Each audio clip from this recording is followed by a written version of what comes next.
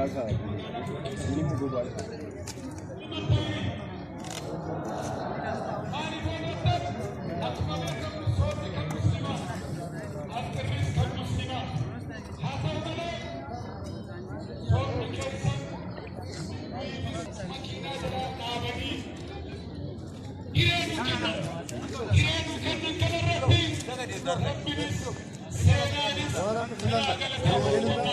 Allahu Akbar.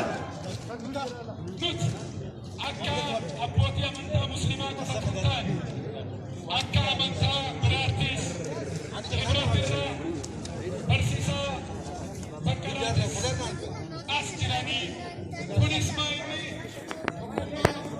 jaalala waliin qabnu waliin itti mufsiinna jechuun bakka kanatti nu argaman